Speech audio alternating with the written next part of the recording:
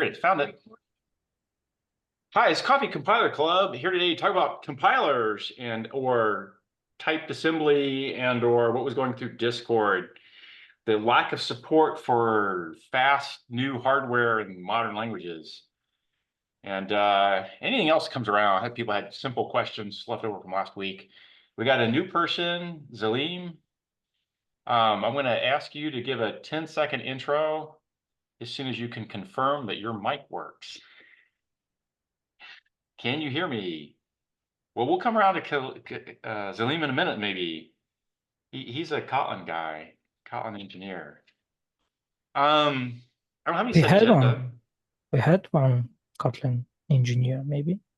Yeah, a couple times ago, and then they frequently come around once, and then they curious and they don't show again. That's fine. He says, "Sorry, can't can't Cool. do it Next time. now." For All next time. right, next time. Yeah. I don't know what time zone he's in too. He's like gotta be crazy. Mm. Um. Okay. I have a Guessing he's +2. only +2. You mean GMT +2? Yeah. Yes. I was thinking my time zone plus no. Fine. Yeah, okay, fine. So I have a short comment for folks from leftover from Dibyindu who's not here, and I don't have any evidence he's going to be here. For simple, I go record it and then I open the floor for whatever because I don't have any other set agenda here. What was he asking about? I want to screen share. Did I set Emacs? I did set up Emacs for screen share. Let me do that. If I can get Zoom to, show me how. New and improved. Yeah, see what happens here. Not what I was looking for. I want global code motion. Yeah, here we go. Yeah, okay, so one of the things that happened here was Dibyindu was asking me, why did I change here, down here, why did I change store block to getting passed in from store block being computed as something, load mem CFG0, way out here, load mem, this is the argument to anti-dep. Okay, so let's go backwards because there was no context for anybody.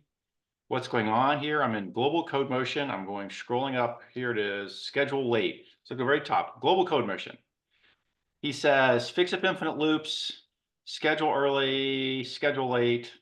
What is fix up infinite loops? Just makes them not infinite anymore. It throws a reachability thing in there because a bunch of these algorithms depend critically on being able to walk the graph forwards and backwards and find everybody. And if you're infinite, there's no exit. There's no exit. I can't walk from the bottom, from the stop backwards and find you. So it breaks the infinite loops that way in a sort of a semantically trivial way.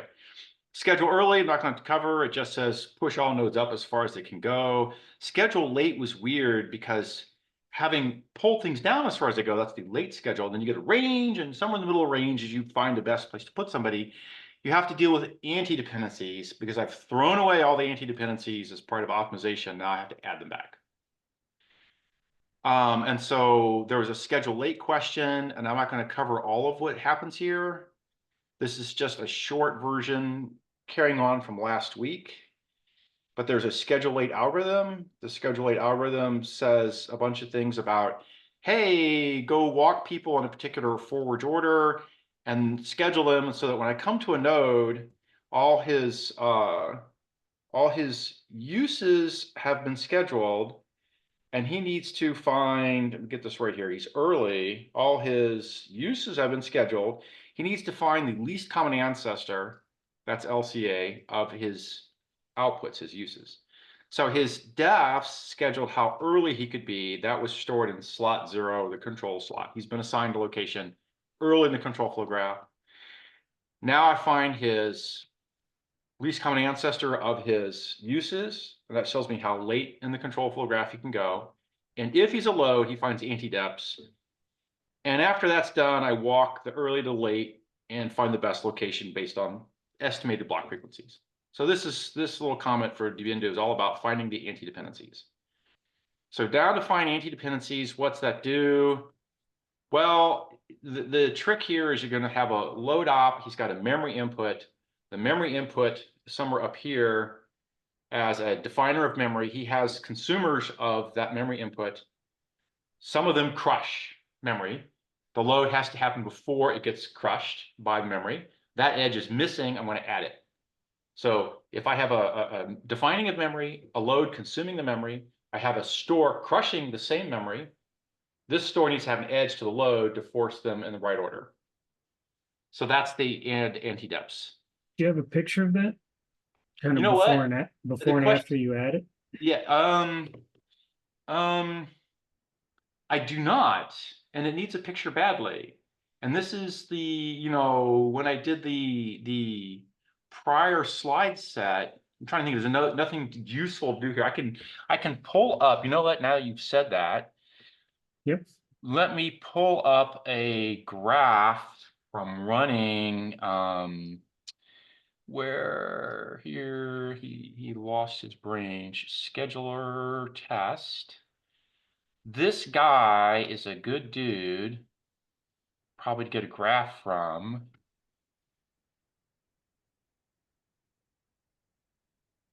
And then I have to go actually find the graph sharing screen and change the doc. So you have to wait a second here. What am I looking at? Dreampuff, GitHub, yes. Hello. Okay, or not. Why?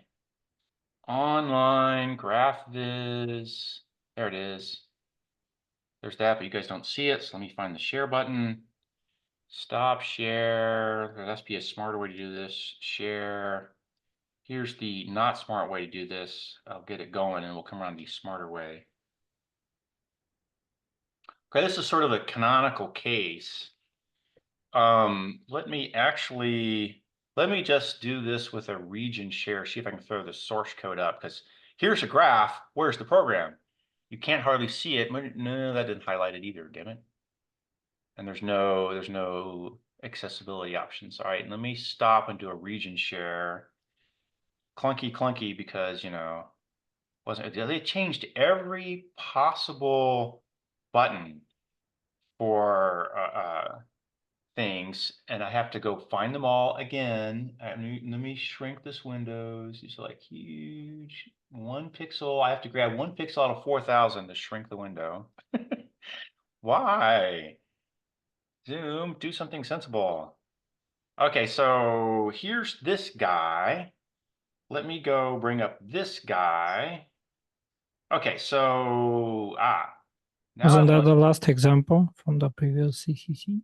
Yeah, maybe it was one of the examples. I don't know if it was the last one. Yeah. Okay. So I claim with a little more screwing around. No, that's the wrong screwing around. Okay, how about now? Hey, look at that. Okay, so I claim that maybe you can see, here's graph. So here's program and graph. Wow, I can't have them simultaneously up. It's fine.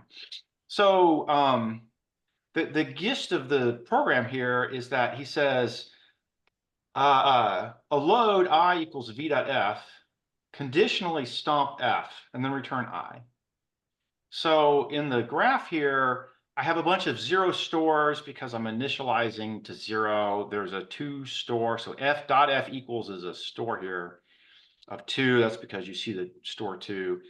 And then the .f without any equals is a load, and it's being used by the return, but it's being crushed by the .f equals that's parallel to it. And then there's a phi down below. And this load has to happen ahead of the crush, although value's not needed until the return. So I'm missing an anti-dep, and without the anti-dep edge between those two, I might, and in fact, I do, schedule the load too late, and the program's just wrong. So I have to add an anti-dep edge there. Okay. So I'm looking for this store and this load share the defining point of memory, which the cursor's now on, .f equals. Defining memory here, loading it here, crushing it here, actually using a copy of it here at the fee where the fee effectively crushes as well.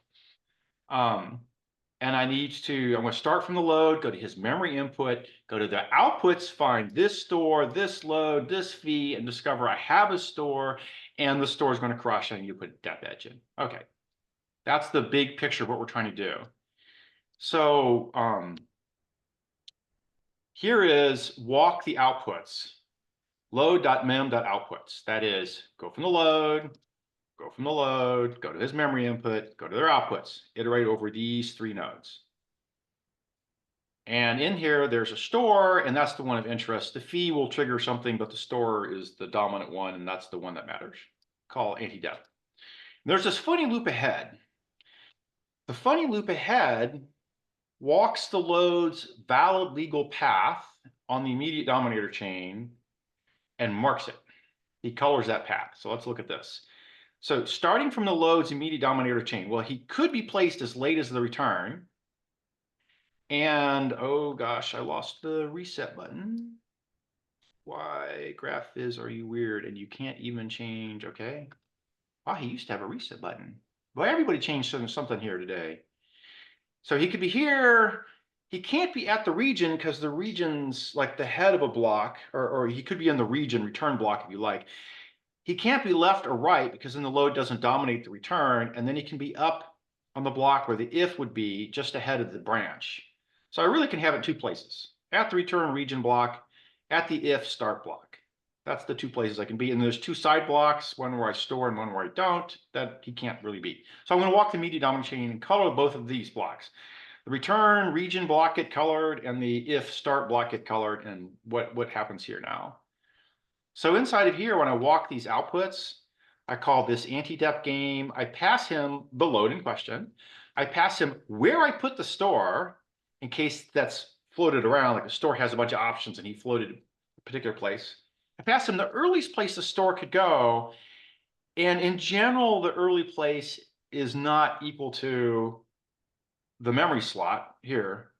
This store's early location, you might imagine, would be just behind this store, which would be in the if start block.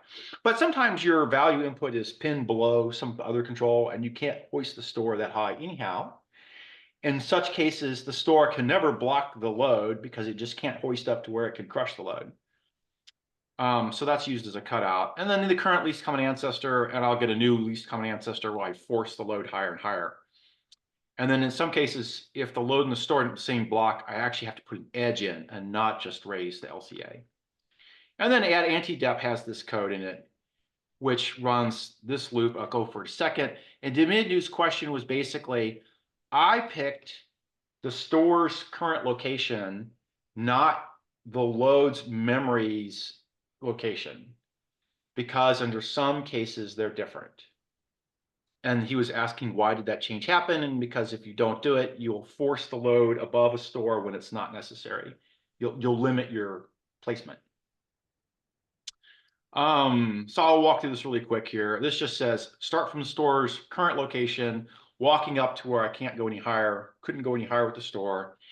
If I find the color, if I get a hit on the colored edge, then I found a spot where I have partially post dominate the load and I'm going to crush it on some path. Now I have to hoist the load. And then that's done here. I take you to the block I found you at.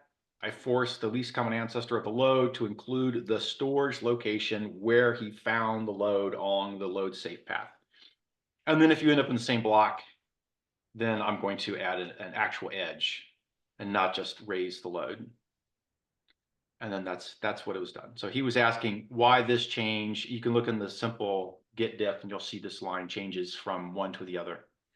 And it's because it was forcing a premature hoist.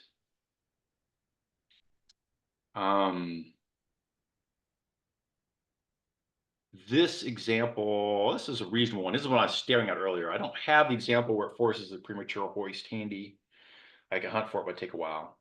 So that was it. That was a quick run back down through what happened with anti-depths and scheduling placement things. And that's it.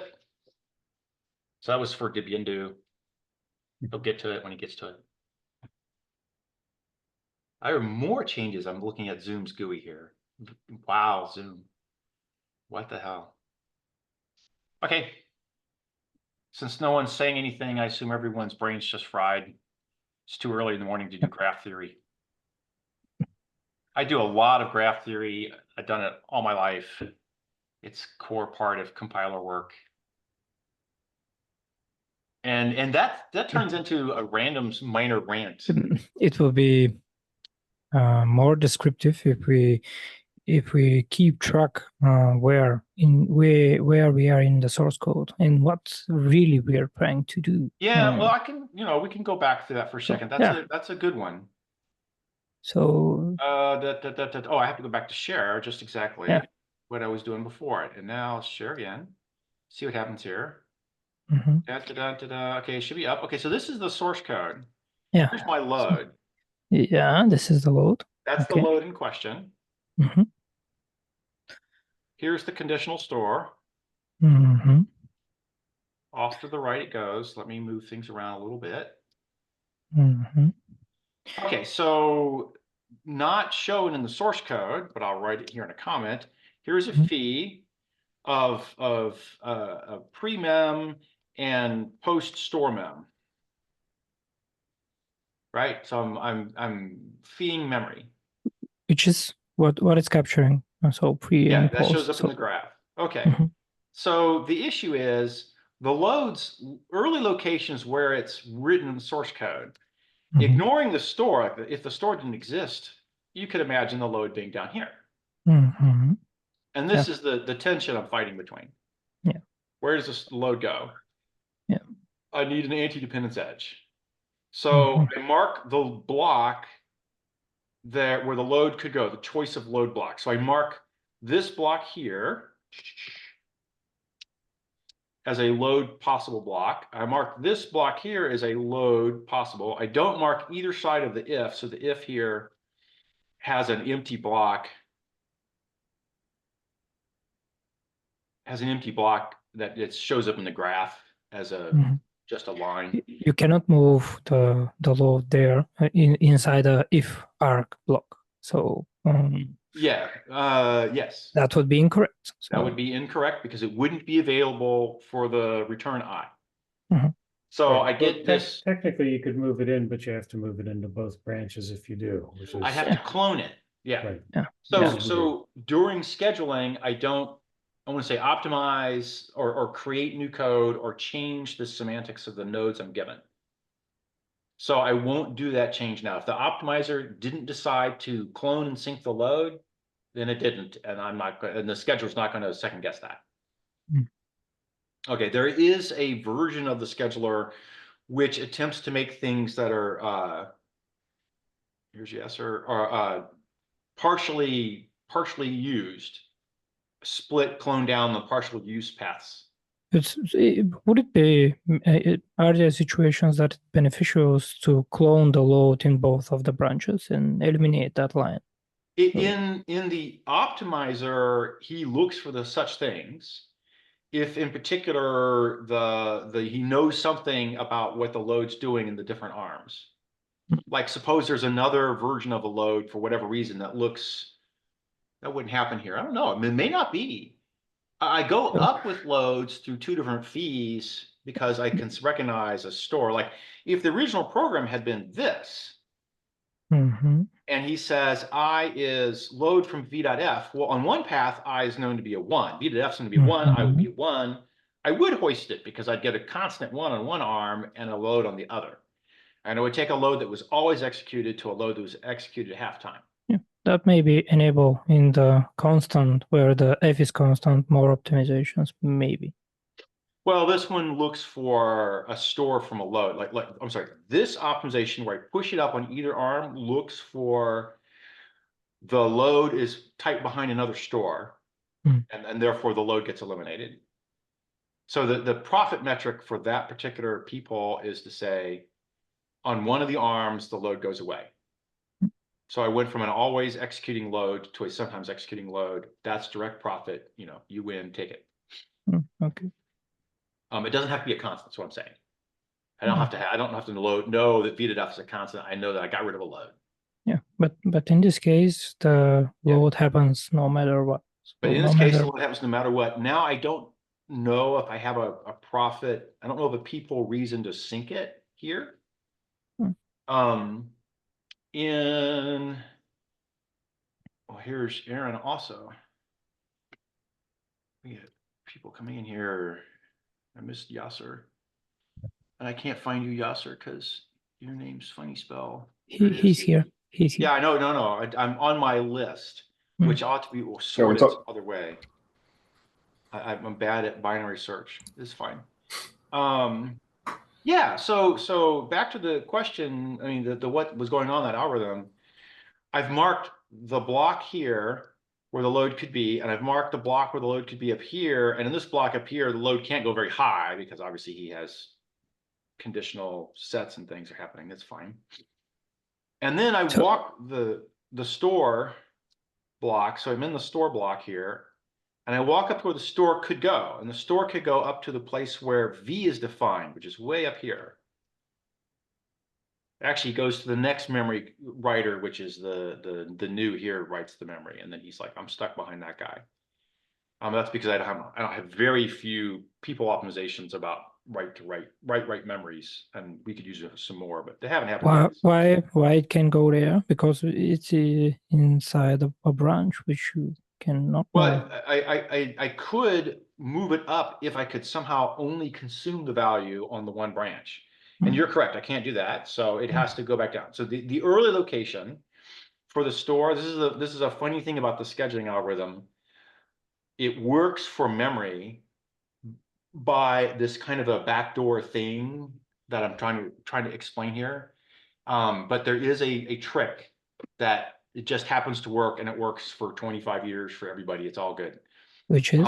Which is the inputs are a memory, and it's a field memory, v.f. That was last set by s.f, new s right here. This wrote an f field. He aliases this f field. I have no anti-aliasing going on at any other level than just fields. So a field f got stored. So his first memory input is here on this line. His constant can be as high as you'd like. His pointer comes from V up here, which is also pretty high. So his three inputs are above the test. The if arg, his three inputs are above the test. So if I look at his early location, it's here.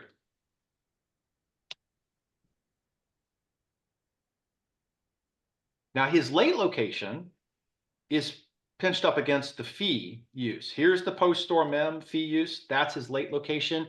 But as a fee, you go up the control arm of the fee, not at the fees block down there. So it is conditional in here. Because his late is where it's at, and you always sync to as late as possible, you go in the correct late location and you're done. So this, and that's in general true for stores. Loads and other ops have a range, and memory ops want to be as late as possible. Memory ops that write memory, stores, they want to be as late as possible to avoid hoisting you unconditionally out of things. Like I'm kind of okay executing a multiplier and add too high early. I can't do that on a store. So stores goes as late as possible, as they can. But loads, can they go as early as they can? Or well, loads have a range, and the algorithm says I'm going to go to the lowest frequency location, which naively is the most control dependent location, which is the lowest. Now, if you have a loop in there, then I'll say that's higher frequency, and I'll move you out of a loop, however that's done. So if a load is used in a loop, but the load's early is above a loop, I won't put the load as late as possible. I'll put it out of the loop. So as late as possible, but not increasing frequency. Yeah. So you take, it's actually least frequency, where you assume that if you're more control dependent, you're lower frequency. You had to pass some if guard. Some fraction of the time you went left, some fraction you went right, your frequency lowered on either arm. How does this play with the register allocator? Because I could imagine a case where moving it into the loop would save you potentially a register. And you Load have on to do the each load on anyway each loop. if you Yeah. spill. So the register allocator has his own games to play about moving things around. Mhm. So in the land of Java, the loads have a semantic to when they loaded from memory that has to do with the Java memory model. If I need to move a load to a point where it's going to get repeatedly reloaded, I have to spill it and then reload the spill. I can't trust the same location of memory to hold the same value to get loaded over and over and over again. I see. So it's somewhat independent then. It's somewhat independent. Now, the allocator does his own games there, and amongst the games he plays are about the registers I have to spill. I will split live ranges around loops so that values that are long-lived, spanning the loop, and aren't needed in the loop can spill outside the loop, and I'll get that register back inside the loop where I need it. So, you know, in the minds of the allocator, there's a hot loop region here, and there's some long live range that starts up here and ends down here. And he says, I need it for the loop. I want to split around the loop. So this live range gets used and I hit the loop and I store to memory. And then I reload it and then consume afterwards. And I have the register available in the loop. And that's sort of a known, I mean, all allocators at some point or another, as soon as you hit some level of sophistication, you do that. The common obvious thing for C2 graph coloring style is to say, I have this hot area, I have something defined on input, I call a register, it's used on exit. It's a huge live range, it has no uses internally because it's a call register. Well, I'll spill it as soon as I can in order to free up that register as long as possible, and I'll load it as late as possible. And you basically build up call prologue epilogue code without actually writing a call prologue epilogue piece of function. It just happens in the allocator. It's part of the normal allocation strategy. Okay, did I finish this up with people? You got what happened here? I think I was down to walking this guy's path from where he is to where his early is. If it intersects the load, which it does right here, the load has to happen before the conditional store. And then that's the find on it says, okay, I hit you. Somewhere this load, there's a long path where the load could be, went a ways, and off to some mini paths of if there was a store. When I walk the store's early location up, he intersects the load where he post dominates the branch that comes off. And then that's where I have to put the anti-dep. And then you deferred some rant about graphs. Oh, yeah, I do a lot of graph algorithms. Let's go look at graph algorithm code. And then that turns into, this is the love-hate relationship with Dibiendu, who's not present to defend himself, so it's not fair. That turns into a lot of things that I do to make graph walking easier that Dibiendu like just couldn't, here's a good sample case, couldn't wrap his head around and didn't like it. So if visit.get of something, visit.set, return, and then visit.set. Okay, what's happening here? I'm walking a graph. The graph has cycles.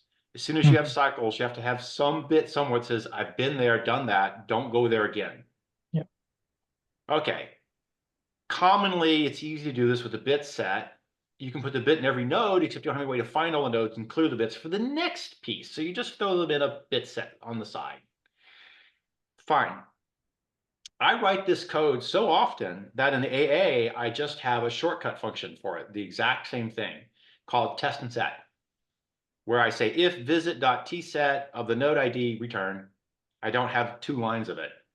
But Dibiendu is like, no, only use standard JDK Java things like bitset, which doesn't have a test and set. I have a thin wrapper over bitset that includes a test and set. Like, oh, come on, you're going to write these graph algos so many times. Give yourself some help here to make your life easier. If it's so common, why don't you condense it in a function and reuse it? Why not? Exactly. So let's see here. Visit. No, you know what I should do here. Is my connection fine? Because I have a comment. Yeah. Yeah. Okay. Just let me know if my mic cuts off. So with my IDE, I just use standard C++ functions, data structures, everything. Then recently, I just had it and I wrote my own standard library. And I gotta say, having your own standard I'm makes searching things along. so much easier. So having your own tests and sets, I think is a fantastic idea. But this is not related. This is related to a graph, to a cycles in a graph. So it's not directly related to Well, it anything. depends if you're doing graph work a lot. Yeah. From That's my what I'm understanding, saying. from my understanding, the complaint was not using standard JDK stuff. It But- was, and that was one of many such examples. But standard JDK doesn't have a graph working library. So I'm not searching for the right thing. That's why I can't find visit here. All That's right, I have a because lot of them it's here. very difficult to make a graph walking library. so Scala has it. It's very difficult to make a nice, efficient. Right. It's difficult to abstract enough in order to be reusable. So Like, that's a valid reason. There was a And- good I guess the blog confusing thing to article. me seems to be that, like, I don't know if I need a graph walking library. Yes. Yeah, but there was a good blog article recently on it. Matt probably has a link to it, talking about why there are no widely used graph libraries. Oh, that's interesting. I agree that I don't typically like it interleaves so tightly with the Right. programs I'm writing that it doesn't seem useful to have a library. I would love to see one. I'm curious, but it needs to be efficient. These things, this is your compiler. This is your compile speed time. Yeah. How Come on, fast Matt. can you walk? Gotta hurry. We're waiting for the Tying link. back to the previous CCC, if you're able to abstract that in a something like an interface, the graph and the operations, you can map all of the CF nodes operations to that graph. Boy, you won't be the first person who suggested that. And of course, I hardly saying that I will be the last person either. So I get that it's hard because some of the operations are entirely specific at what they're doing with the nodes in the graph. So yeah, I'm visiting, I'm editing, I'm walking. One of the common fails is that I will walk a large set of outputs and edit as I walk. So here's a classic case where I didn't blow on this one, but I blew on something very nearby. I walk something and I say, if do something, and somewhere buried deep inside, oh, I'm sorry, I get this wrong thing. In dot outputs, under outputs, this says, give me a Java iterator over an array list. Later, I edit the graph, which edits the output list mid-iteration, which then explodes on a concurrent modification exception. So I can't do that. Turns out in a bunch of places, semantically, I know exactly what's going on. And what I really want to do is to say, for all my outputs up until the current limit, whatever that current limit is, and it's okay to change the limit. You can delete things out of there. I'm fine with that. Now, if you add something, I have to know you landed after the iteration point, which also semantically happens a lot. So if I look at the C2 code base, for instance, where I have these iterators, we have like a class of 4 iterators. One which says, I know it's not changing, and therefore I can just do bump pointer on the iterator pile until you hit the end. I have one where I know that it might change, and I'm okay with that, just keep walking along. And I have one that says, it's really being treated like a work list. I should be deleting things as I go. And I want to keep I want to keep shortening the output length until I run out. So I grab the first thing and I do something with it. And after some graph edits, it got yanked and the list shrank, but the new first element's different than the old first element. So revisit the first location again, and only ever visit the first location while the length of the graph shrinks. The output list shrinks until it goes to 0. It's being used as a work list. There's a bunch of varieties of these iterators that say, this is the style of iteration I intend here. I don't have that in the standard JDK. So there are places where it gets awkward and I have to go rewrite things around. Yeah, I get that. Here's another one. When I look at where my time goes, now AA is not finished. I shouldn't be doing performance optimizations. I look at where the time goes though, where the allocations come from. After a little while, it comes from these iterator objects because I make so many iterator objects because I'm doing iterations. If I look at C2, there's never an object allocated for iteration. It's just a freaking for loop, right? So AA has a hack to say, hey, if I'm iterating, if I'm making a new iterator, pull it from a pool. But I can't tell when the iterator ends reliably. So if I fall off the end, I can tell and I put it back in my pool. But if I break out of the middle because it's a search loop and I found something, then I leak the iterator. And some amount of iterators, some interesting large fraction I can recover and I don't allocate so much, and that directly turns into compile speed. But only because I'm using an iterator. If I used a macro expander like in C, I got my iterator without any allocation every time. So yes, no way. Fine. I will say the syntax is pleasant, but it has unintended consequences. Gosh. And some of the other ones I did recently here are in another code base I don't want to be showing, which is too bad because that's what's on the top of my head. Fine. A lot of graph work going on. I put the link in the chat. Oh, okay. Yeah, let me I'll copy it. So stop share. Oh, you beat Matt to it. Oh, look at this. There's a first time for everything, you know? Yeah. No, that's not what I'm thinking about. I'm thinking about, let's put the link in the doc. There it is. it Google, is. go find it. The hunt Come for on, the Matt. Have you graph read that algorithm. one? Oh, somebody else put it in, we tied. Let me now can't you follow the link?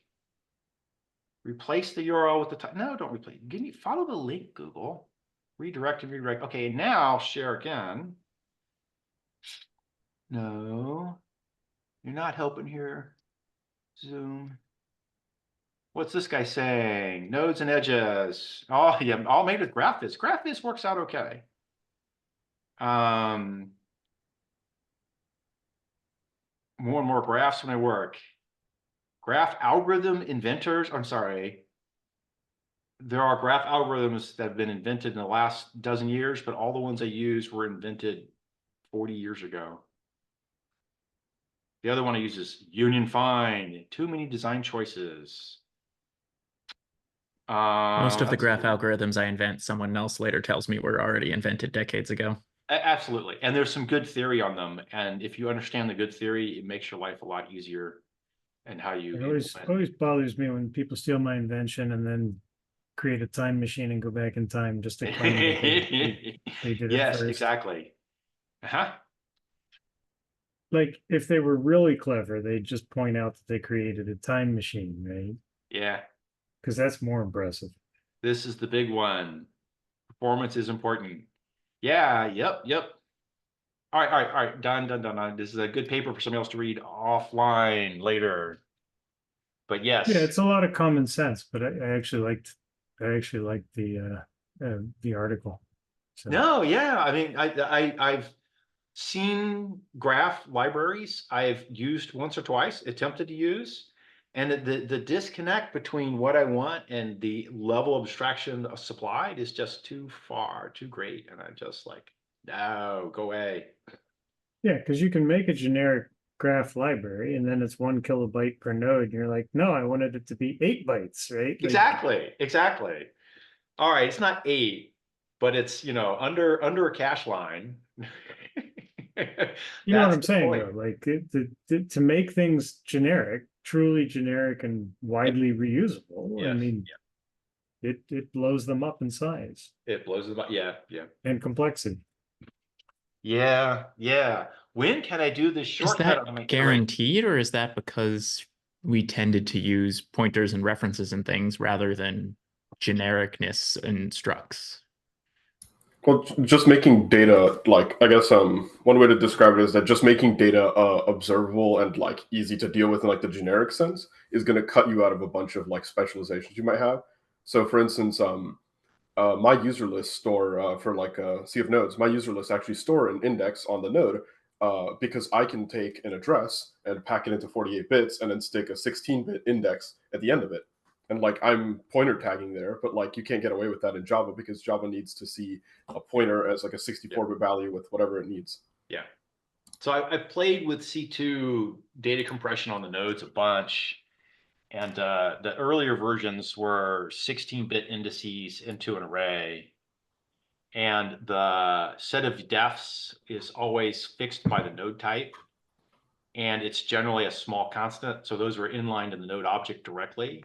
Yeah. And a handful of nodes took a variant count of inputs, and they would have an indirection to an array of node indices. But all these standard abstract multivide, load, store, call, blah, blah, blah, a billion of them all had a count that was known by the abstract virtual call type to be 3, 4, 5, something like that. Yeah. So in not garbage collected language, I see people using tagged pointers all the time. In garbage collected languages, people want to be able to have the GC follow all the pointers. You're stuck with that. So you don't want them to become generic integers that you've messed with. So you can't. Is this a pass them. failing in the standard library that most GC languages don't have a tagged pointer thing that says the GC understands this tagged pointer and you can put a tag in there and only one of you can use it, but fine. I'd go the other way and say it's not an appropriate language if you want to use tags on pointers. Pick your poison. I'm using Yeah, I mean, Java if for you're simple. expecting the runtime to manage it for you, Yeah. you need to let the runtime manage it for you. Yeah. Then. And it's not to say that the runtime couldn't provide an API that would let you take advantage of tagging when it's not, but Right, but if I have a struct that contains a byte and a pointer, I kind of want my runtime to be smart enough to say, hey, I can encode this struct that's a byte and a pointer in 8 bytes. Go write that runtime. Seems technically feasible. Have you done it yet? Why not? Come on. I'm thinking Leva will take 3 days to do that one. Wow, brutal.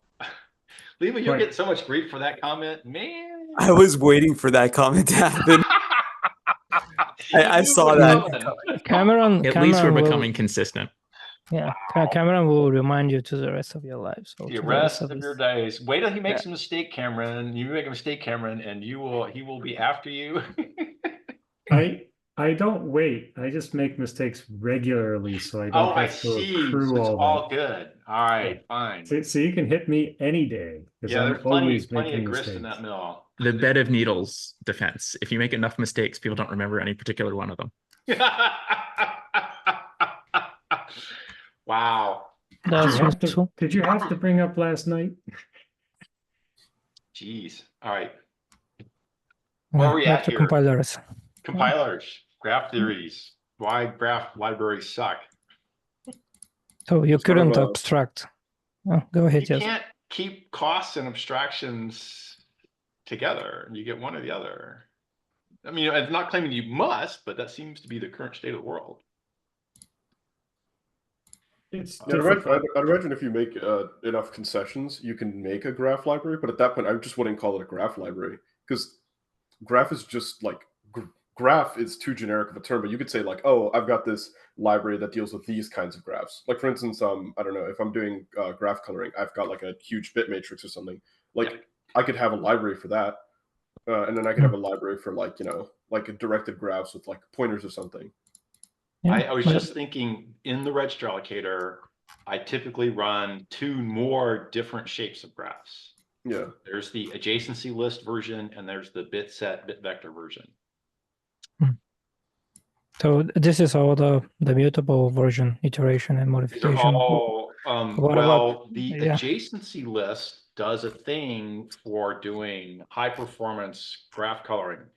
Hmm. During the simplification phase, okay, so there's an adjacency matrix, it's the interference graph. Mhm. I have a list of live ranges and I want to know who interferes with who. So where 2 live ranges intersect, where they've touched via alive at the same time, I put a bit what would be a square matrix of bits indexed by live range in both directions and symmetric. So you triangulate and cut it in half. Okay. And you have this matrix. Some points in the algorithm, you want to know, am I interfering or not? And there's a bit set for that. Some points in the algorithm, you want to say, for all of my neighbors, of my interfering neighbors, and now you know for all list, which a bit set kind of sucks for. So then the for all version, I end up having a dense matrix this way and a ragged one this way, where the dense one is per live range and the ragged one has a count of people in it and a list of my neighbors. And it's generally pretty sparse, so it's generally kind of short. Okay, here's the next trick though. This is like very specific to this data structure. During the graph coloring, you color, and during coloring, you find trivial nodes, live ranges with fewer neighbors than colors, and decide they'll trivially always color because no neighbors can run them out of colors. So you pull them out of the graph. And when you pull them out of the graph means is that you have your big tall this way and your short list of neighbors. You decide this guy's going to color. You're going to walk his list of neighbors. You're going to find them over here, find him in them in the triangle, and you yank them. So some other place, I have this list here. I'm taking this guy and I'm yanking him out of the list of neighbors. Okay. Turns out when I reverse this, I have to put him back. So I take him out by swapping him with the end guy. I take the end guy, put him here, put this guy back at the end, and then I lower the length of this line. So that swap and length lower is a 1-2 clock operation to remove a guy from a list. Lather, rinse, repeat. An unordered list? I'm sorry? But you're relying on that it's an unordered list. Yes, it is an unordered list. So I am relying on it being an unordered list. And when I'm done, I'm going to now unwind. And when I unwind, I put people back in the graph in the order I yanked them because I can guarantee color them. And when I put somebody back in the graph, turns out that he's already in the reverse list that I yanked him on these lines here. As they shrank, and I nibbled it down, shrank it, I left behind people in the reverse order I yanked them.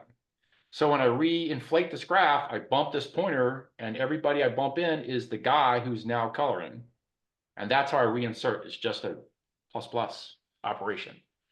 So that particular data structure is, it's very graph-like. I have accessors that treat it like a graph. And also, it's very specific to graph coloring because I can shrink this graph down to nothing and then reinflate it in constant in both, short, small constant in both directions.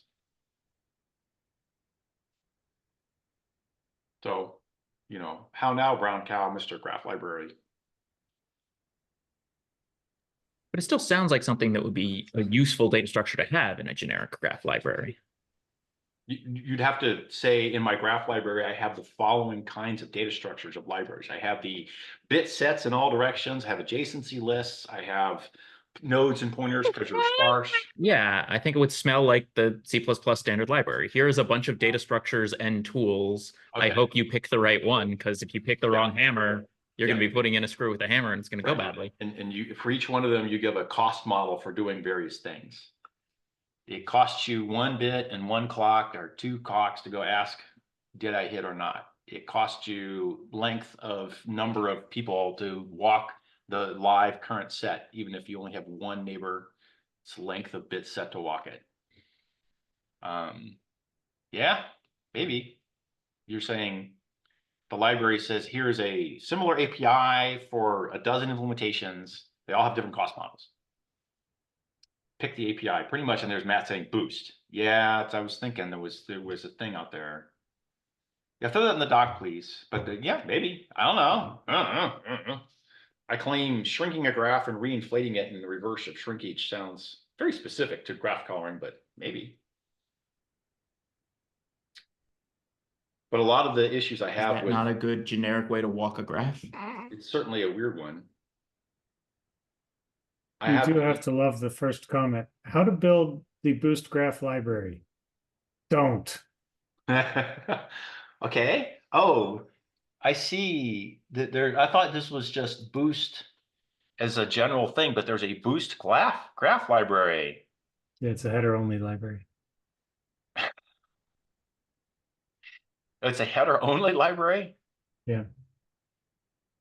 How does Pretty- that work? It's all just done with macro expansions It's or something? it's templates because it pretty much has to be to allow this genericity. Maybe you want adjacency list representation, maybe you want to have an edge list representation. So if you want to have this and you do not want to pay abstraction costs like Yasser mentioned in Java, then it has to be monomorphized template. You pretty much have no choice. There it is. BGL currently provides 2 graph classes and an edge list, an adjacency list version, an adjacency matrix version, and an edge list version. Oh God. Okay. But that, that would be a fun weekend read.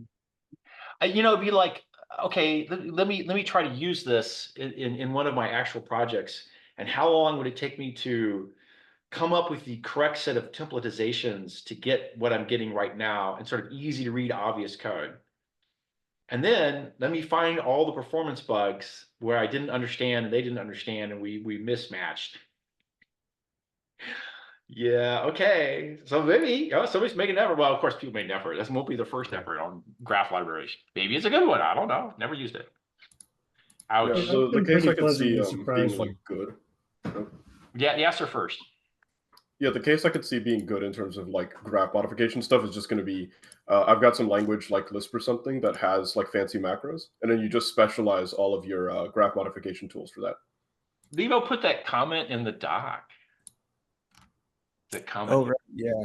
In a nutshell, Boost C++ libraries have 200,000 commits, 1,800 contributors, representing 6.2 million lines of code. I'm not sure I would have a dependency on that one. Fine. Oh yeah, compiling Boost is a nightmare, and its compile times are going to scale with your template usage because it's monomorphizing. Right, And right. It's a massive code base. Wow. And somebody's using it. I've spoken to people who use it. I don't. It's definitely not for me. You're not one of those people. Yeah. I thought you were more likely to be one of those people, but fine. I'm a C guy. Sorry? I'm a C guy. I at some point I stopped using C++ because Oh, you're a Yeah. C guy, not a C/C++. Yeah, well, so I was at some point, and then Right. what ended up happening is that I was trying to explain something about C++ to somebody, and I never talked about C++ because I didn't want to explain it. And then after that moment, I started like writing examples in C, and then I slowly transitioned over to just writing C. And I just like haven't looked back in like 4 years or something. I used Or maybe in Hotspot used a very limited subset of C++ that was widely available 25 years ago. So I've been a C++ programmer, but only of the very oldest, very simplest versions. I predate a lot of Cruft. Somebody else was talking while you were talking. Oh, yes, that was me. I Okay. really like my C++, and now that I have a second standard library, the first one's for my compiler.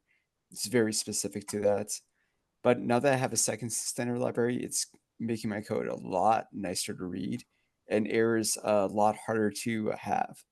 But I was about to say earlier that Boost is larger than some compilers I know. Yeah, that's a big Like code base. 6 million? 6 million. Yeah, like I've seen a lot of compilers that's like 6 million less than rivals 2 or the size of 3. LLVM, by the way. That's not a surprising thing, by the way. I mean, Yeah. Boost is basically a version of expanded standard library, and standard libraries are usually larger than compilers for core language, for most languages I know. So Yeah, but this might like rival the size of GCC if it's 6 million lines. I think it's a general It's- thing like that stuff on top, like applications, and I guess in this case, standard libraries and things are always bigger than the infrastructure below. Like infrastructure usually is like, I mean, tinier. I mean, like if you have like big code bases, like big enterprise applications, they have like 20 million lines of code, but running on like very tiny kernels. Actually, I mean, most of those is driver code, and which is not loaded. So yeah, infrastructure tends to be actually quite compact. That's different from my experience, but I don't want to copy my experience from my old jobs. certainly in the land of Java, just add another dependency. Maybe the only counterexample I can think of is APL, because APL standard library may be written in APL, but APL compiler may be written in something else, and just because of that, it's gonna be like 1,000 times larger. About to say you can write a standard library in APL in 5 characters, right? Yeah, done. So the did standard that- library is in APL, but also a lot of the APL is interpreters that are doing pattern matches against fairly long patterns and using dedicated C++ for that. So it's Really? often not reading the APL to do a matrix multiply. It's like, I recognize this as the APL for matrix multiply. Instead of doing it one way and then the other way, I'm going to do this complicated tiled matrix multiply that is optimized for the specific CPU that you're on. So Even though the thing you said was generic. there are APL implementations under active development, the implementation of APL under development. Yes. Wow. Okay. I mean, J and K have more mindshare these days because you can type them on an ASCII keyboard. Yeah. Okay. But there are definitely still people, I think BQN, because it's the next of each of the letters, Right. is a current APL that is open source and under development. And they do a lot of match a particular pattern and then use hand-coded C++ that is calling out to LAPACK and doing really optimized things. Which, to be fair, that's how NumPy works. Like, So I'm reading Adrian's comment in the chat. Hearing the words Emacs and screen share in the same sentence make me sweat. Yeah, we've had some CCCs lately. I guess every time before we start recording, I've gotten pretty good at it. yeah. I did have one question, or like one things I wanted to ask about, namely, I was wondering if you guys have any suggestions or advice for implementing like the SSA construction efficiently. Because let's say assume I don't care about minimal or pruned SSAs. Yeah, I'm this fine is with the dead fees. Cliff's easy SSA talk I've given twice on CCC here. Did you not see that? Oh, really? Yeah. Maybe I can ask on this. I'll throw the link in again, and I Yeah, can. sure. I mean, it's like half an hour, especially if I go fast because everyone else has seen it. Quick vote. Do people want to see easy SSA again for Adrian's sake right now?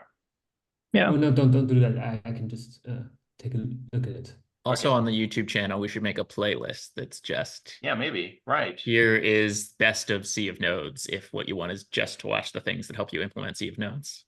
Well, the SSA, easy SSA is not Sea of Nodes. It's SSA. Now it's Sea of Nodes style, but there's nothing really Sea of Nodes required toward it. It's just SSA. The things I noticed that if I'm following some papers, I need to kind of, I don't know, I feel like I need to get rid of some things I just don't need because my SSA representation, I don't actually optimize it. I just use it for register allocation, like just many, very few basic things. Like I actually don't even need global value numbering or things like that. Yeah, and I'm also a bit wondering about This which is data Open structures. Office slides. Build SSA. Yeah, this is not. I'm building a graph node, but you could build any SSA variant IR you want. It's just how to build SSA. That's not minimal, but it's cheap and easy, and it's very close to minimal with a tiny amount more work. So I put in a fee optimizer specifically around loops, and then that's what Simple does too. And that's it. You're really close to minimal SSA. You're not minimal technically, but in practice, you're all but. Yeah. That's one of the presentations for it. Actually, Yeah, I put the link in. timestamp correctly. Yeah. Yeah. And it's all my algorithms have done this since grad school. All my compilers, whenever I build my SSA, this is what I'm doing.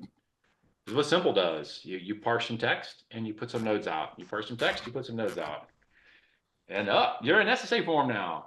And it's sorry. It's easy, simple, it's fast. Awesome. And I'll check it out. people have been living with it, whether they know it or not, for the past 25 years, and I seem to have not had any problem with it. I'll try to implement it and let you know if I'm not happy enough with the performance. So when I parse text, I like to build a syntax tree. Do you find it harder to deal with certain things because they're already nodes? I don't, 'Cause- harder to deal. I'm sorry, say how that Oh question. wait, okay, because maybe the difference is because you usually deal with with Java you deal with bytecodes, but when I parse my text, I typically build the AST and then I'll convert the AST to nodes because I Right. want to do a lot of operations before it gets to nodes. That's a very Do, common strategy. do you find it is it um, It's not the is it strategy I easier to use. do? Is it easier to do ASTs first, or is it like roughly equal in difficulty? Because it sounds Having like going straight to nodes would be much harder. having But done AST this, is just nodes. It's just nodes with a different set of No. underlying rules. yeah, a bunch of different rules. Okay, Yeah. having done it both ways several times, I prefer going straight to sea of nodes and then doing those things that you would do on an AST. They happen to work on the sea of nodes almost equivalently every time. And then you get a bunch of other stuff out of sea of nodes. Yeah. And I run I've them all never- together as I've two never nodes. done a back-end compiler, so sea of nodes didn't really have any value for me. An interesting thing that is worth at least me exploring, and I hopefully will explore, is doing both at the same time.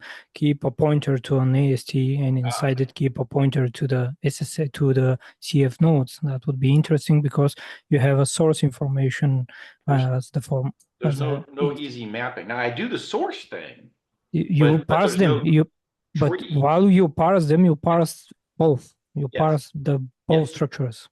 And then as soon as you're mid parsing and you have an opportunity to do a people that not constant folds, but constant folding too, does say global value numbers, common sub-expression elimination. It wouldn't mess the AST zone it encompasses. So Yeah, but you have a node in the IR in the sea of nodes node, and you have an AST.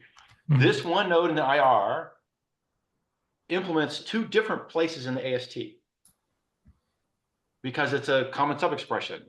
Somewhere in some expression tree, you loaded X. Somewhere in some expression tree, you loaded X. Both those loads became a node while you're mid parsing. Which Yeah. one does this guy point to of the two? So you have to disambiguate it in the source. So Do you? where are they happening? Because let's say you are parsing a function, and that would be translated to some AST function, if you will. But inside that AST, you have a pointer to the SSA form of the AST, and you can follow it. So it becomes a part of the AST. You can go from the AST to the nodes. Mhm. In some cases, there are some things I can make this break the other way too, but you can't go from, there's not a one-to-one mapping from node back to AST. So the reverse direction either picks one or you have to keep the full list or something. Yeah, but Tito is also kind of referring to a CST, not an AST. So what they call a concrete syntax tree. So, So yeah, because go ahead. Okay. but the point is, you've got intermediate representations, and depending what you want to do with that, what mutations you want to do with the intermediate representation, you should pick the best one. And Cliff is saying, I've done it 10 times. The best one for what I do is sea of nodes. What I'm trying to infer that inside your AST node, you have part of the AST node, the SSA nodes. It encompasses. Is it maybe you can represent it as an iterator or something, but inside the AST node, you have you have the structure of the sea of nodes inside it. So you would generally just point to a node of the sea of nodes for that point in the AST. There's a one given even an easy SSA, the talk we were just talking about. You look at what he's doing. There is a point where I say, here I have some text. I got a node. If I with an AST, here I have some text. I got an AST, but I also got a node, and then I can tie these two together at that point in time. Now later I optimize this node, and it doesn't have this one-to-one mapping anymore. But yeah, you can go from text to a node to an AST to a node to a tree to a node, one to one to one. And in Also, fact, depending on what you're So- looking so- for, you can you Yeah, I can think have the like other- bookkeeping notes. the other talk that goes hand in hand in the Sea of Nodes is the discussion about the renaming, the alpha renaming only. It's just a name change to go from text to a syntax tree to a node in the graph. This is all just, I should do that one because this is exactly what, let me share the screen. This is just a freaking name change, and it's nice to have it in your heads. So here I have some expression. This graph won't show an AST per se, but I have some text. Somewhere in the world, I've produced a tuple of ops that's just those standard old school quads IR. I parsed an X. I got an X produced somehow. I parsed a Y, I got a Y. I got a multiply of an X and an X into some intermediate temp. This would be a node in AST. That was the multiply node. I got a multiply node for the Y. Near the root of the AST, I have then add the two left and the right, and then I stored it into dist. So reading this table backwards, bottom up, I have an AST. But it's also just a set of quads. But I can do a renaming of the members of the quads to pointers, where I change the name from RX to the pointer in memory. It's literally a name change. Instead of saying string RX, it's 0 hex ABCD, whatever the pointer is. Once I have it like this, I got this. Hey, this particular graph is also a tree. It's an AST, it's a Sea of Nodes graph. They're all equivalent up to an alpha renaming here. And without any control flow, you're equivalent to an alpha renaming. Okay, so just thinking about my AST and the difference between the IR. You guys know how my loops have on break, on continue, not on continue, on empty, on null. Yeah, right. So that AST has it has like optional pointers to those nodes, but Right. the thing is, my IR they have it has no concept of that. Right. It just lowers into a bunch of if statements. Right. So if I were to try to do type checking with the if statements, it's just going to be a pain in the butt. But on the No. AST, the No. data is dense. No. No? No. So exactly what simple does is it drops you from I would have while blah blah blah and if break if continue, just they're not quite on exit. It's very close to what you have for on exit. It has breaks and continues. The parser just spits out nodes all the way down the line, and the parser can tell without ever making an AST that you have a well-structured program to parse because he doesn't need anything else. So what happens if you do on break twice? Because that should error. So in the simple case, a break statement is like a Java or C break. It's just a exit the loop. And I don't know what your on break semantics are different from a C break. No, I mean at the end of the loop, you can write on break. So if you have Yeah, that labeled twice. The parser is a recursive descent parser. At every stage in the parser's parsing, he's effectively walking an abstract AST that doesn't ever exist. It's never showed up anywhere, but he's walking what would be an AST if you were to build an AST, because he's walking it from the text side, but his recursion has an AST. So while he's at a particular depth in this AST syntax graph he's walking, he sees a while, he says, I'm allowed to have a on break at this while depth. Then I go parse some stuff. Somewhere down in here, I found an on break. This on break says, what's my nearest enclosing while? He can find this one, and there's a bunch of ways to do that. I'm sure you can figure it out. And he tags it, says, I did the on break here. Then you unwind from that statement, and we're still inside the same while. You went down another parser expression tree, parse. You found another on break. And he goes back to the enclosing while and says, I'm allowed one. I found a second.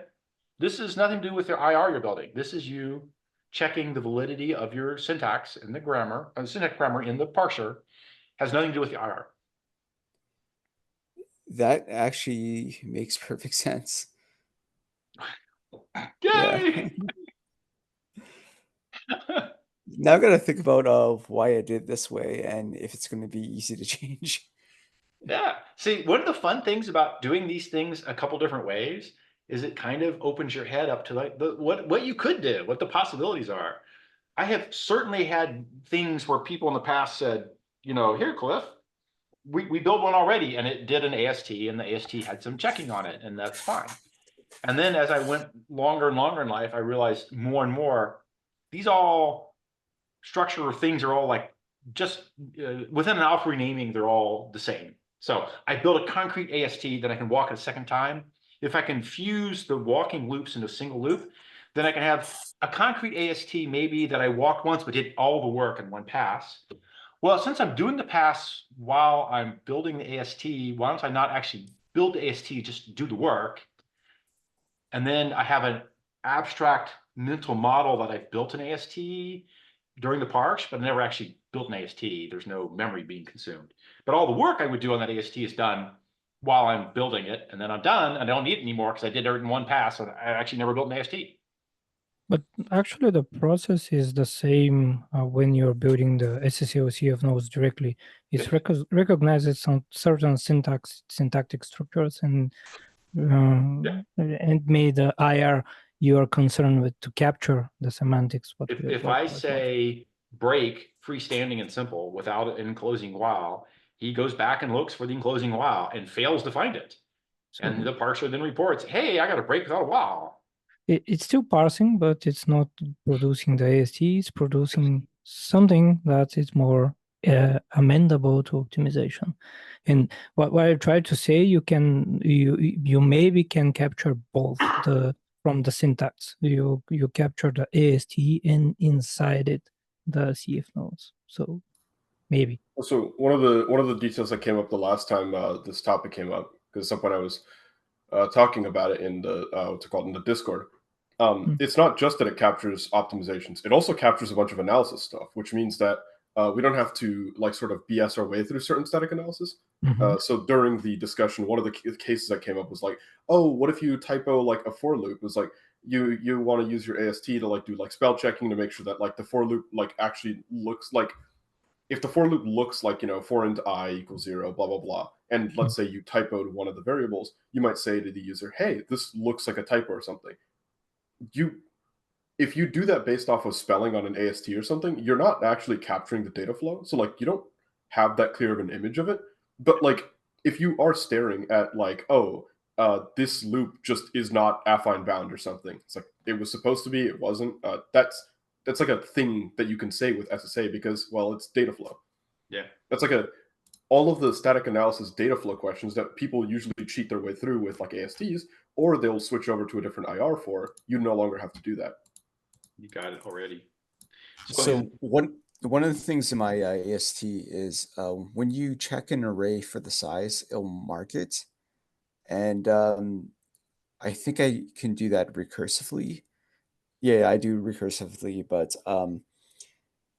I have to know like the array size so I can implement like compile time bounds checking. Right. So I'm not sure where to put the size of the AST, the size of the node you're currently producing. So you have a problem that is unique to Bolin, but I think there's an obvious way it happens in a sea of nodes. So I'll give you an analogy, and then we can go talk more about your size issue. Well, actually, how I do it right now is I have a temporary IR that I adjust the size on, so I can do that recursively. Yeah. But my instructions, like what it generates is instruction nodes, and those are really simple. That has very little type information. So I'm guessing I know what I have a guess of what you're gonna say, but yeah, go on. Well, I'm gonna say you go to the types, and then the type flow through SSA through sea of nodes is straightforward and very flexible. You can add lots of other things to the type system. In the case of simple, as the example, we have a null or not the null. We have strongly typed null checking.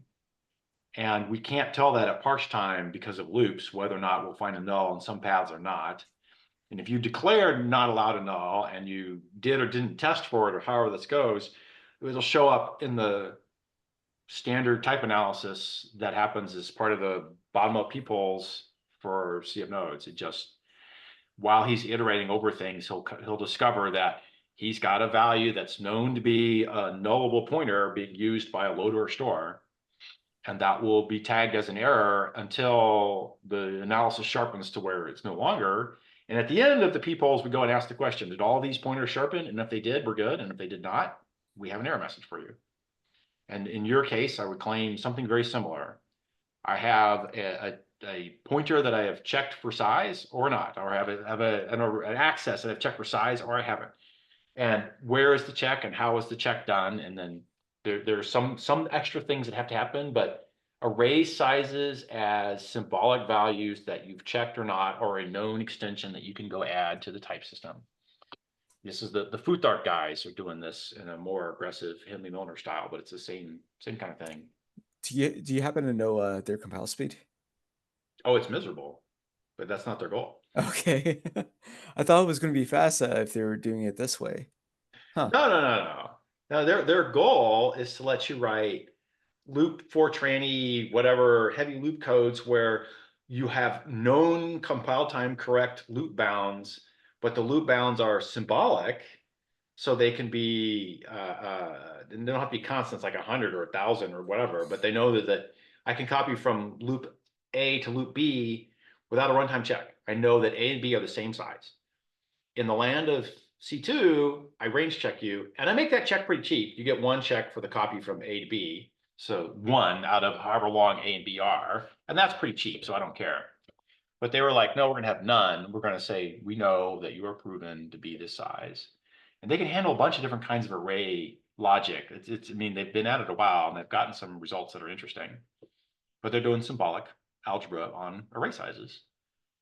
Now, if you want to cut that back and say, I'm just doing constants, which I think is a mistake, by the way, but there you go, then you can certainly do that without any further, like very minor changes to the extensions to the existing type system and get yourself completely compile time range checked. What was the mistake? Constant, I mean, constant arrays. I keep hearing you say constant arrays. Like, I want to go read this file and parse some data out of it. I'm looking at some log file. How big is the file? It's not a constant. It's every different file I look at, it's a different size. So I want to go say, I want an array of size length of that file. Okay, so what happens is you say you want to work with like the first 20 bytes, and it has to be at least 20 bytes, and you could just access it no problem. So you're saying make it chunky and stream it. Yeah, you can ask for a slice, and then it knows how large the slice is, and it knows it will be at least that size. So you have some way to go stream it. Yeah, so you don't have to check everything, because if you know if the compiler knows the size of the slice and you're within the size of the slice, then you don't have to write checks everywhere. And the array bounds are all, that's an interesting, well, I don't know now. So you've mini batch things, basically. Like you said 20, but honestly, in a big file, I'm going to say 4 megs. Well, if I'm working with array literals, I mean, if I'm working with like magic numbers in a file, I do a slice and then check it. But yeah, generally I would use like some kind of stream reader instead of like array sizes, and then the stream reader would do the check. But yeah, does it really pay off to instead of load the whole file? Depends what you're doing. There are certainly times. So doing the Cliff CSV challenge, no, it was a terrible idea. But if it's a small enough file, then yeah. The goal of that challenge was like the billion row challenge. The goal of that was to be so big, you really didn't want to load it all, and you had to stream it. But you also wanted to be parallel. But I remember, the trick is to load enough so you can do all the things to keep the CPU busy. Yeah. I remember the speed of my C++ code was faster than Yasser's C code to load on Windows the entire file at once. Like just loading the file on Windows was larger than my runtime. That was an interesting one. You weren't faster than mine, were you? Or were you? We did. Well, I did in C++. I think like for the final version, I remember Levo's like vectorized one was at the top. Then it was my revised one, and then I think your like Cliff 7 or something. Yeah, my plain old Java one. This is the CSV challenge, not the billion row challenge, right? Yeah. So Plain old Java guy. Yes. Yeah. my There's version, Yeah. my version with no intrinsics was actually slower than Yasser's C code. That makes sense. Mine was also doing what's it called? No intrinsics. I had like a tag that like flipped on some vectorization, but like even without that on, like your SWAR was faster than mine, no intrinsics, but but I also think it might have been your hash map that was good, because I used yes, standard, that was the big thing I switched. So like originally I have like a generic C hash map, and once I switched away from that one, everything got significantly faster. Yeah. There's definitely room for the Java version to go faster. I didn't do all the tricks I did for the billion row challenge, which I could have done. Adrian, what was yours? I forget what it's called, like IPSC or something. Oh yeah, funny language for doing SIMD-ized or software as a register. I mean SIMD as a register. Yeah, IPSC was the language. Yeah, pretty nice. I was surprised it wasn't as fast as our C code, because it was basically C. Well, it looked like C to me. Oh, okay. So looking back at it, no, Adrian's was faster than mine, but slower than Levo's hand rolled SIMD. I completely missed that then. I didn't realize. You tested on Linux yesterday? I don't know what close machine is. I think Windows. I don't know. Yeah, it's Windows. Yeah, Windows is right. Like the thing is, on Linux, I'm pretty sure it was faster. So yeah, I'm not sure what to make of it. I didn't end up bothering figuring out. I figured it was due to the vectorization of how you were reading the parsing, because the Windows guy is just doing load of 4 megs and a pop kind of thing. Yeah, I think it's just the Windows APIs I used. I used memory mapping instead of just reading files, and apparently they're slower. Yeah, but I didn't want to rewrite it, so. Right. Yeah, memory mapping runs into the other case of like once whenever it starts hitting faults, it is still like it is just blocking basically, and it's just spamming faults. Sorry, blocking around what faults? So like whenever you're doing like memory mapping for like an entire file, you're like basically just spamming faults, which the CPU is not a fan of. Oh, really? Yeah. It can be faster than like just doing like this is annoying because I remember running into this with testing stuff, but it was about the same speed as doing the read ahead of time, except the speed gets like amortized. So like you have, let's say, some compute that needs to like go off of some file data. Let's say that takes like 1 second, and then like the file read is like 500 milliseconds or something. If you do the version where you decide to do file mapping, instead you'll get 1.5 seconds for the entire thing, because it's basically just smeared the file read time across the seg faults. That's interesting. I kind of wonder. Shouldn't be that way, but maybe. I mean, it's like yeah, it's rough. Like page faults in general are a nightmare, I think. Yeah. I mean, you would expect if it's one large file, like the kernel should figure out how to like. Yeah, you map the file in, and then the kernel I would like to believe, read ahead and start pulling the data up. Yeah, the read ahead is like very dumb though. It's like, we'll read 64 kilobytes instead of reading like 1 page at a time. So it faults less often, but it's still like it's not doing like an asynchronous like array prefetcher kind of a thing, which would be actually really interesting. Okay, because the billion row challenge, everyone starts with memory map this giant ass file, but then spawn threads everywhere, and everyone grabs a private thread to go get it. So I complained about this before, but I really, really don't like how Linux does memory maps, because there's no way to say, give me the file, but ignore all future modifications. So if I'm using it and someone modifies it or deletes it, I get a bus error. I don't want a bus error. I just wanted the memory in my program, and like, yeah. To avoid the bus errors, you're saying somebody has to fault. The data you're looking for is no longer available. At the time that you did the open and load, the read, something was in OS caches, in disk, in whatever, and the OS loaded it whenever it did. Somebody else is writing and you're reading, you have a classic data race. You're going to get either the old or the new data at random. Because it's memory map. It's random.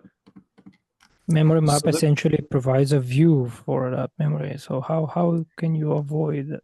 No, you could in the kernel. They don't. You could. Well, they could. I don't know why they don't. They could say, I give you a snapshot as of this point in time.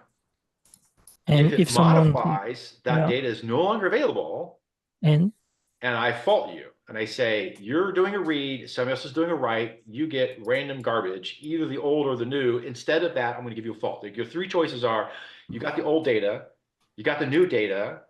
With that old and new is, I got a little bit of each interleaved randomly. And the third one is, I fault you, saying, you're reading in a way that you wanted to be atomic. I can't give it to you atomic. The writer. But that faulting should span at least the range of the modification or some predefined page Well, all size. he's going to check you on is the range of whatever size TLB buffers he was using to guard So- the pages. Or page The first- size, maybe. So why Yeah, not? be page size. So in my mind you, compiler, the what's it called? Linux does get this right when it comes to like shared objects. Like if you decided to overwrite a shared object in like your file system, if an application is running with it, it just keeps running just fine. It'll like keep using the old version, and it'll just keep it like So it'll say, "Oh, here's the old pages," so we He keep made a that program running. copy. No, Yeah, exactly. no. That's actually where I got the problem.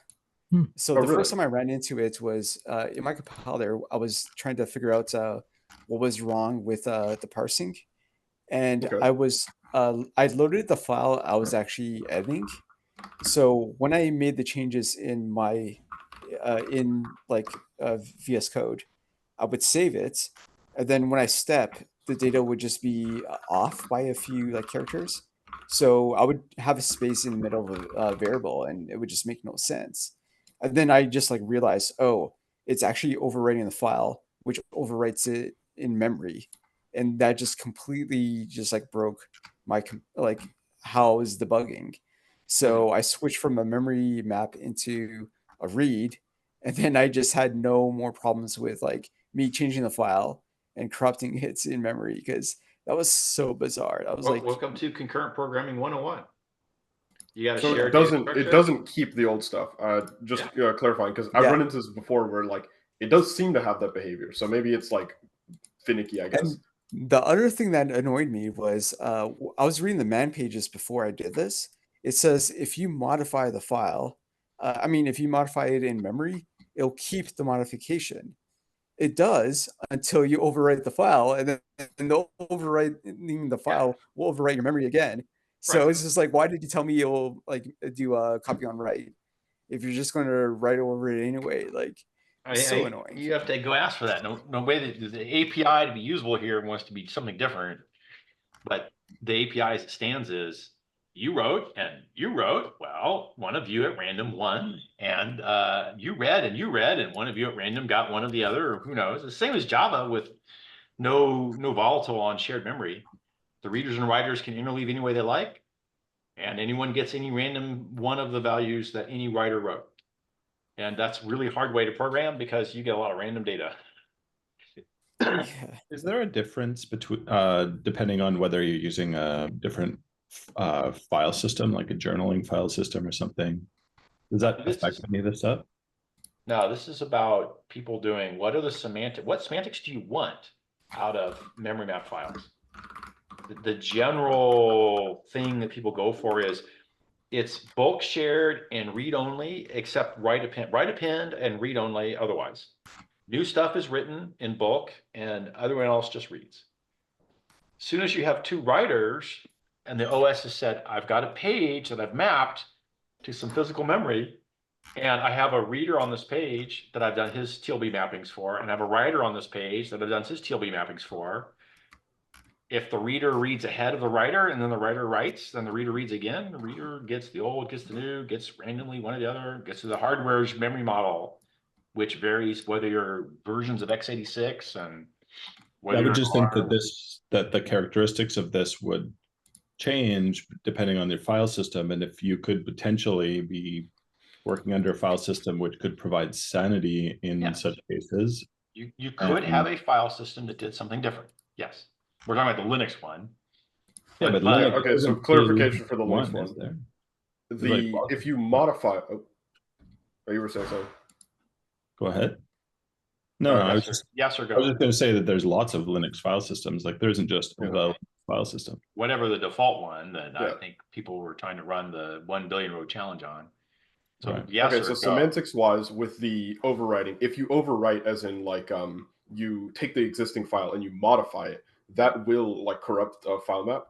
But if you do something like if I drag and drop or if I copy or something like that, that creates a new file and it has the same file name, but the old, like, because people are still referring to the old file, that like lives. You have a file handle pointing the old one and new one. Yeah, this Exactly. gets into like the fight Java went through when the Java memory model was coming around. Multi-processors were just appearing in bulk. People wanted to use them. There wasn't a memory model. It varied applications, varied behavior all over the place. After a Yeah. lot of screaming around, people settled in on, okay, this is how this bit works. And it sounds to me like maybe we want to do that on file systems. Maybe it's been done. I don't know. Yeah. But The we don't annoying thing have is the that data. Windows disagrees with this behavior. Okay. So Windows, if you have like two people, if you have on Windows, you just lock the files. And the annoying thing is the like file locking mechanism is super janky. So like sometimes you'll get like, oh, you'll get like some stale lock, and everyone's had this happen before, where like it says, oh, you can't close it because some program's using it. It's like, can you tell me which program? Can I kill the program? Is the program? Do I even care about the program? Right. And like it just doesn't tell you unless you Yeah. get like special tools, and sometimes it doesn't even tell you that. Yeah. Windows, I don't understand why they built it like that. Well, I'm sure there's some legacy thing they're trying to not break. Yeah. Instead, they break everyone else's normal behavior. Yeah, like I'm even fine with like locking the file. It's just like it's weird that like half the time the file explorer doesn't tell me who's locking it, so I can't just go like to task manager and kill them. Yes. Okay, so now If the if I program that don't locked lock the file, if the program that locked the file is already dead, then how are you supposed to get the name of it? Come on. I've been there. Yes. Yeah. All right. So now if you don't lock the file and two people start writing, what happens? On Windows, I think it just breaks. Well, Like, I imagine I don't think there's any proper behavior for that kind of stuff. Okay, There is copy and write semantics though for some, like if you can request also pages with copy and write. That's also nice. Okay. So Also there is a way to get something. Yeah, okay. There is a sane API available out there somewhere. It's just apparently you had to ask for it and you didn't. And so you're broke. I don't know what it is, but I'm sure there's something. Okay. Fun fact, if you lock a file in Linux, it only counts as locked if the other process also checks if it's locked. Right. So the lock's sort of voluntary. Yeah. Yeah, fine. It's just a I mean, polite. historically, that's what mutexes were. Yeah, if you didn't that's check true. them, then Yeah, that's true. So that's like byte-based concurrency or what? I'm I sorry. have nothing. It's a silly joke. I had one more like small update. I kind of got frustrated with trying to SIMD-mizing this register allocator of Ian. Yeah, I tried to exhaust like or find ways to do it, but it's kind of complicated. Like many of the steps that I have to do, like modifying these these active and future active sets, they have to happen in like serially. So like every modification I do modifies something else, and it's very hard to like extract data parallelism. The only thing I was able to get was like, so I have there are quite a few so there's a big outer loop that goes over control flow graph nodes. Mm-hmm. And then there's an inner loop which goes through the instructions of a single basic block. So those are the two loops. And then other than that, there are some like test functions, like the test certain or like the check, maybe difference check or whatever. And those I tried like parallelizing with bit sets and like vector comparison and stuff like that. But turns out all of this latency transferring data between general purpose and SIMD registers ate away a bunch of time. It turns out my basic blocks are so small. Like, why do I need to pack 16 instructions and do massive compares when most of the time it doesn't do anything? You don't have 16 instructions. The average Java basic block from C2 is like 5 instructions. Right. So it turns out that I'm actually, on average, I'm losing a lot of time on this, and then also the latency. And it turns out also like all the SIMD intrinsics, they don't get like some of them don't get folded properly, they don't get optimized, like they are actually sometimes present like optimization hazards. I notice in LLVM, like sometimes certain optimizations that worked before, they would just fail. My loops get worse. Yeah. So one other thing I've been trying to do is extract as much as I can that can be considered like doable in parallel out of the loop. So sometimes I do all kinds of lookups in there, like I look up where this particular instruction was used before or later or in another block or other things like that. And any type of lookup that I perform, I can perform in parallel. And in the end, I basically have this big matrix of lookup tables. And at the end, I get a big vector in there, which has just commands in it. So a command is like add this instruction to this set or remove this instruction from this set. And then my inner loop becomes very simple. So basically I do like a big vectorized lookup to at the end get out a vector that like makes my loop very simple. And this is like, yeah, I was able to get some speed ups, but it's super complicated and I've been banging my head against it. So probably this is a dead end, but I'm actually like making this all SIMD-able is not that important because the performance is actually quite nice already. It was already better than the interval-based linear scan that I had. So yeah, I'm quite happy. Okay. Yeah, if there aren't a lot of data dependencies, the CPU itself compiling to microcode often can figure out some of the instruction level parallelism right there. Right. Yeah. Okay. And I have no way to get an intuition for when that's going to go well or badly. Well, there is quite a lot of data dependencies, I think, like when you do register allocation, like you're modifying all kinds of, like every time you I don't know, put some like, instruction into some set, you assign it to something, then like the logic for all the other instruction changes. I think it's very, very dependent. I was just hoping that I could extract some more things out there, which is like I did this for a Lexer a long time ago. So like the original Lexer that I would have was a big switch statement basically, and this big switch statement was kind of complicated, and a lot of the cases had sometimes more complex logic in it. So it was a very, very big, massive loop. So what I instead did was I did this whole thing in 2 passes. So I had one phase where I would use SIMD to convert all my all bytes that I parse into equivalence classes, like a smaller set of categories, like this is an identifier, this is a number, this is white space. And then I would have a second phase, which is a very, very simple loop, which just is either it skips white space or it goes to the end of an identifier or something. And yeah, basically breaking it into 2 distinct parts. One which is easy to parallelize and one where the loop is very tight, basically adds up to like more than I had before. So yeah, but it's a bit these all ugly. sound like things that are relatively difficult to SIMD-ize. The first was like register allocators in general are very logic heavy. Right. Yeah.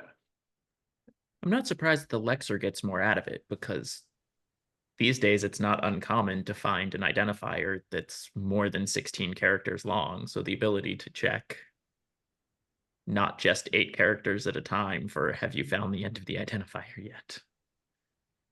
You also just have a lot less surface area. It's just like the hard thing about doing it with like, let's say, graph coloring or even linear scan is just like, actually I could see somebody doing it, but the issue is that now you've got all this like non-uniform like data access, and Lexer's basically just scanning forward. So if you scanned to 16 byte forward and you said these 16 bytes match this thing, you could actually skip 16 bytes ahead. I don't know what the equivalent looks like for the register allocator. Yeah, I don't know either. It's too interconnected. Yeah. So I could believe it on a Lexer. And I myself don't use Lexers. I take the context for the parser is the Lexer at the same time. Maybe that's a better answer.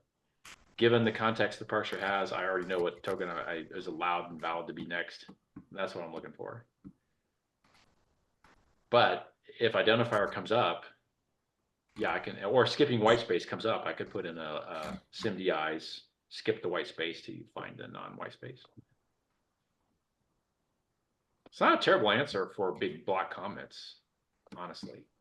Slash, slash. I think I end up doing that actually. Yeah, okay. Yeah, I could buy Well, that. I mean, You feel like it I might be a think while it's- before you hit that // Yeah, right. Yeah, that one makes total sense to SIMD-mizing. And slash s to end of line probably does too. You probably get more than 16 characters in your comment to end of line. or big strings. It's getting more and more common to find 64 megabytes of hex in some file. It's like That goes to Cameron's last discussion on Discord, which is we need the embed, the pound embed comment. That's a why do you put in 64 megabytes in source code directly? You need to just pound embed that sucker. Let the compiler. no, turn I've it. definitely seen images in source code as I have too. hexadecimal. Yeah, I've seen it. It's been a while, but I've seen it. But I'm still there. No, don't put it in the file. Pound embed it somewhere and pounding. I've done pound include in C for those actually. I have done that one. All right. I am going to wrap it up here. Let's wrap it up. No one else has anything to say? Well, then we're done. That's easy. All right. All right. Thank you all. Till next week. And clearly, the next time I bring out a scheduling anti-dependence thing, I need real pictures and better examples, bigger examples. I will ask more source code perspective explanation because it's harder to. Yeah, but this can be done with source code as one of the three. You need a graph version, you need the source code, maybe another version right next to them in a three side by sides. Yeah. I've kind of slowly get the hang of it. So what are we trying? What we are representing? And what? Theodore, please don't add more complexity to Cliff's screen share setup. He's got it just working now, and don't make it even worse. Like, well, it works. I did a couple of code streams, live stream coding. Yeah. And I spent one day basically screwing around with screen layouts and where it was before I did those. Nice. I don't mind for us to explain and then come back to source code and trying to from the code explain it from the source code perspective. Because if you look at some of my like the memory, the big people optimization one on the SSA slides, I have the source code in the lower left corner. You can see what it is I'm doing. And as I make transformations of people's, I rewrite the source code and it's as if you wrote it like this. Yeah. The thing that gets me sometimes is that a lot of the examples have to be small because the graph has to be a thing that you can fit in your brain. Yeah, has to fit on the slides, has to fit in your I brain. feel like there's some gap between 5 + 3 divided by 7 and here's an actual database written in So there C++. is a solution here. And I do this all the time with paper graphs, right? And the solution is you have a twiddly line saying, and here is an arbitrary pile of graph. And here's the excitement part and the twiddly line, and here's another excitement part and a twiddly line. And in your head, you say, oh, and here this explodes out into God knows what other kinds of things. Same thing I do in source code where I would say if ... and the ... is, oh, any arbitrary crappy thing goes here. So there's a way to do this in a slide where you show the actual algorithm I have a complicated thing and a complicated thing and a big old skip in the middle. And I can skip the middle with a ... Particularly if that middle's truly unknowable. If it's like, and then I sent a message to an IO device. Yeah. And it's like, well, what did that printer do? You don't know. You can't move things around. You can't make any assumptions about it. Your knowledge ends here. Right. And it picks up again when the reply comes back. Yeah. Same thing in the graphs. Here I know, here I don't, here I know again. And in the middle, in the I don't know, I have something that says I can skip this and the reason it's legal and how I skip and ... That's the algorithm that's interesting. All right. That's a graph algorithm, so another time. Till next week. Bye-bye. See you. Bye-bye.